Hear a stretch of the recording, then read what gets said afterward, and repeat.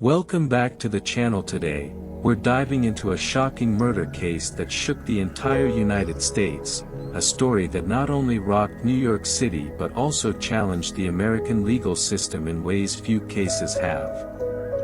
Can you imagine this? Two undercover police officers, sworn to uphold the law, brutally murdered by a young man right on their own turf. The Ronell Wilson case is not just a horrific crime, it's a complex legal saga full of unexpected twists and ongoing controversies.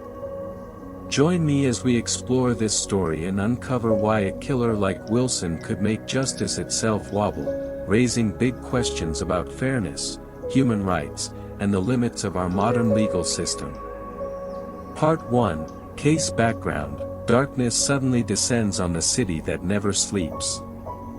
In 2003, New York, a city famously known as the city that never sleeps, was enduring a sweltering summer. The city had just undergone years of reforms in security and law enforcement, with relentless efforts to reduce crime and protect its citizens. Yet, amid this backdrop, a tragic event occurred that shook everyone who had ever believed in safety and justice to their core. On July 7th of that year, two undercover officers, James Nemerin and Rodney Andrews, were assigned to monitor and help dismantle an illegal weapons trafficking ring on Staten Island. Their work was far more dangerous than routine patrols. Posing as buyers, they needed to approach smugglers without revealing their identities, always alert for any signs of resistance. However, in an unforeseen moment, this mission turned into a nightmare. As the two officers prepared to complete the staged transaction, a young man named Ronell Wilson suddenly appeared.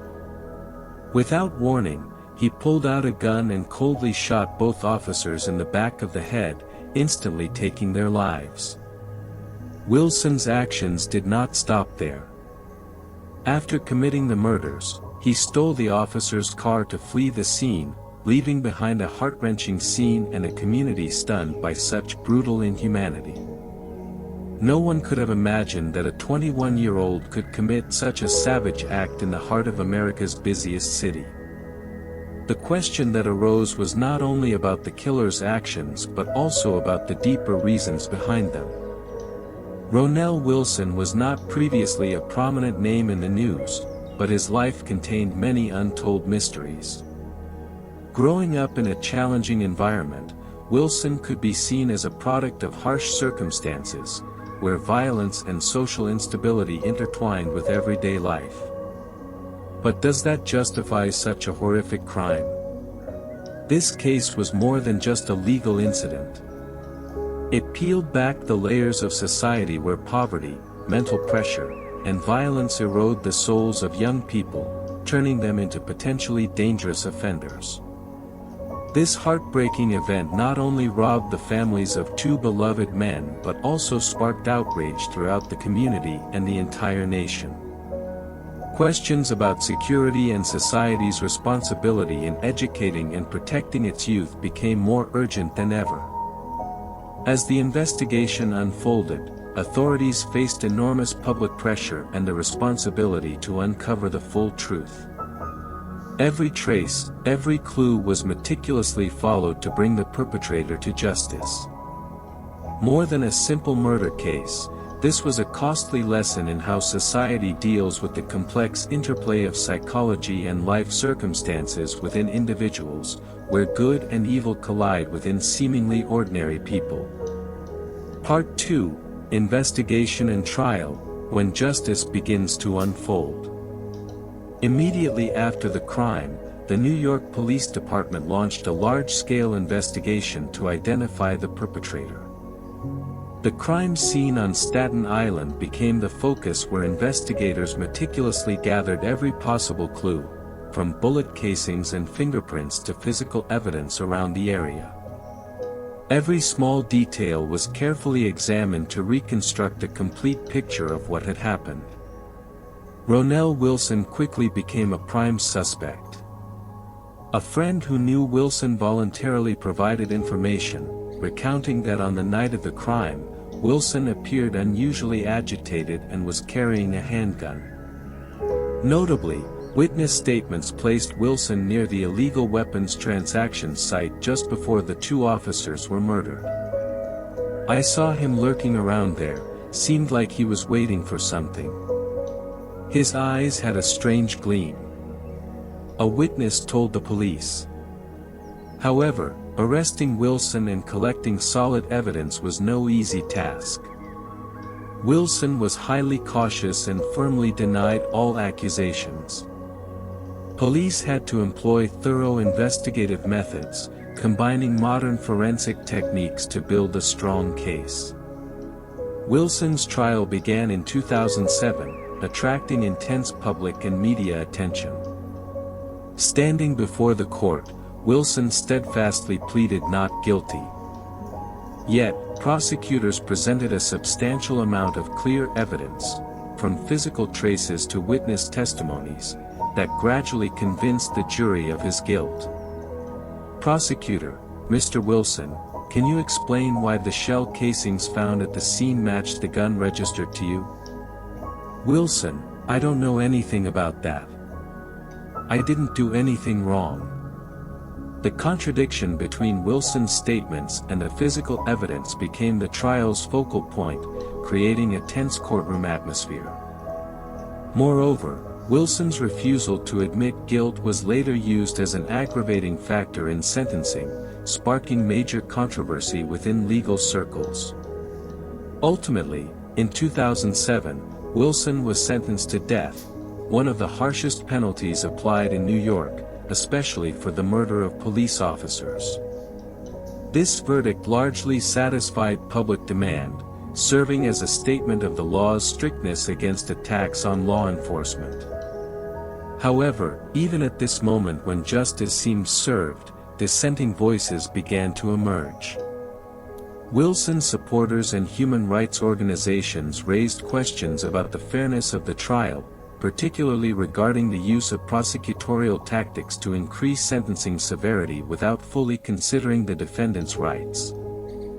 Part 3, Legal Turning Points, Death Sentence Overturned and Unresolved Controversies. Following his death sentence in 2007, the Ronell Wilson case did not conclude. Instead, it entered a new, more dramatic and complex phase. This phase revolved around intense legal battles concerning the application of the death penalty and the defendant's constitutional rights within the American justice system.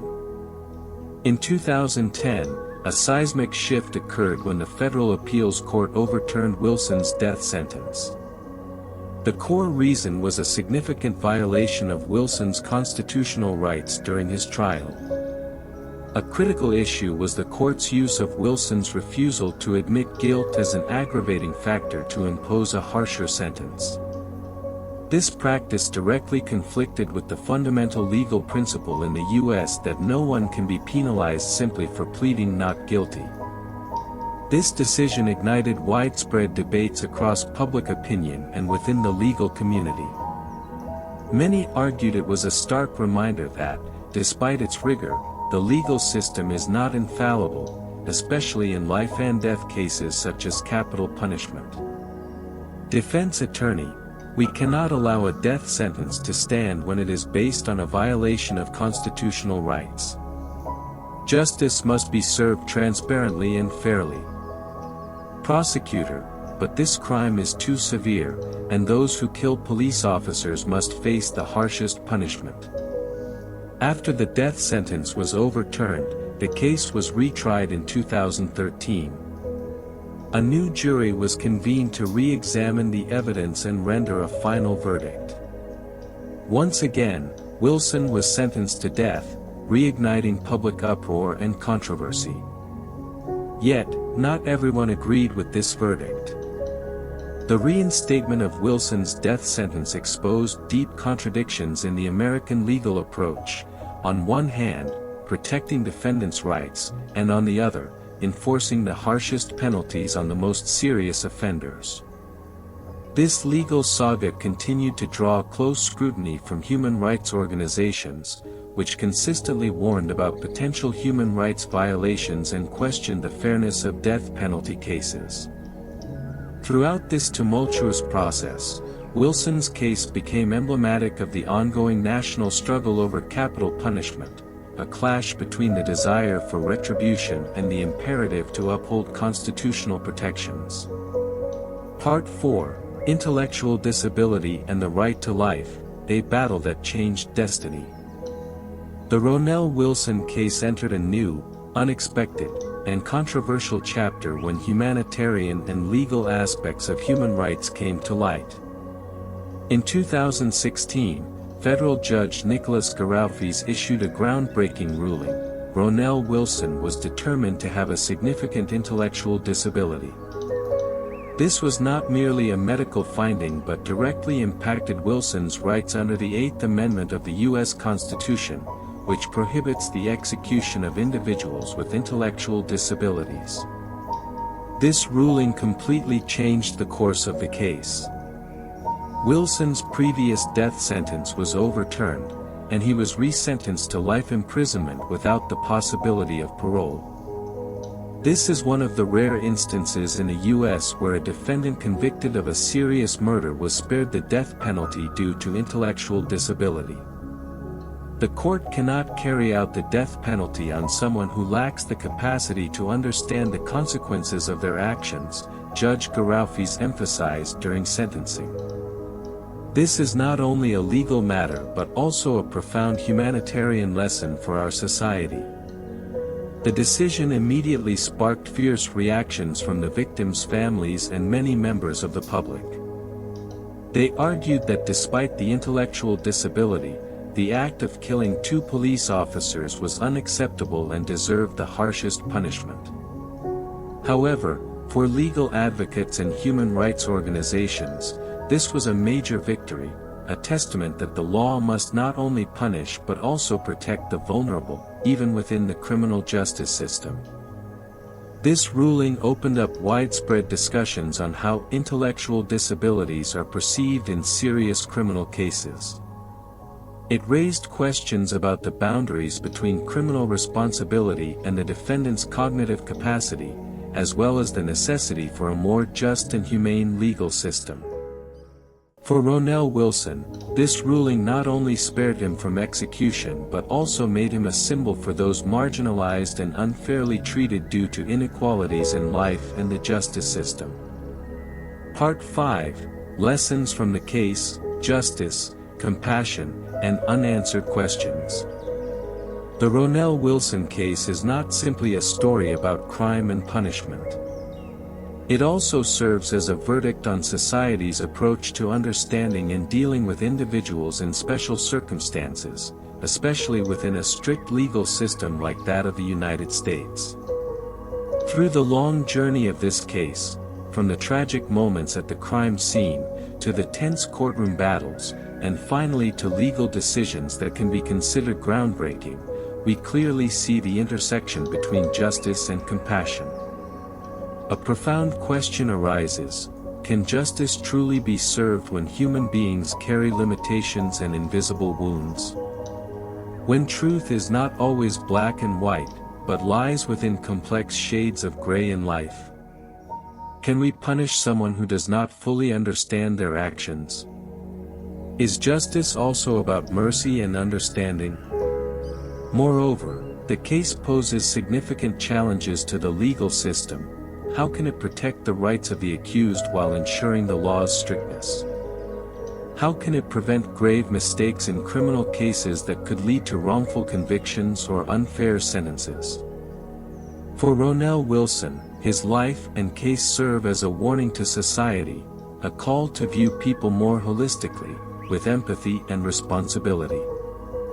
And finally, we must not forget the victims, Officers James Nemerin and Rodney Andrews, who sacrificed their lives while serving to protect public safety and order. Justice for them remains society's highest goal, but that justice must be administered within the framework of fairness and humanity. The Ronell Wilson case has been a long and turbulent journey, not only for the defendant and the victims but for the entire legal system and society. It makes us reflect on the core values of justice. Is it merely about punishing offenders, or does it also involve understanding, mercy, and responsibility toward those who carry deep wounds within? Amid the contrasting shades of this case, there is one big question each of us must ask ourselves.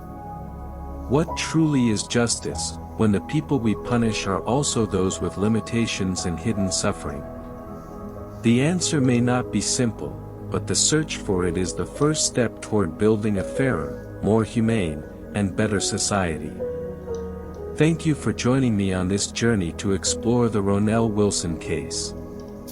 If you found this video meaningful, please remember to like, share, and subscribe so you won't miss more fascinating stories ahead. See you in the next videos.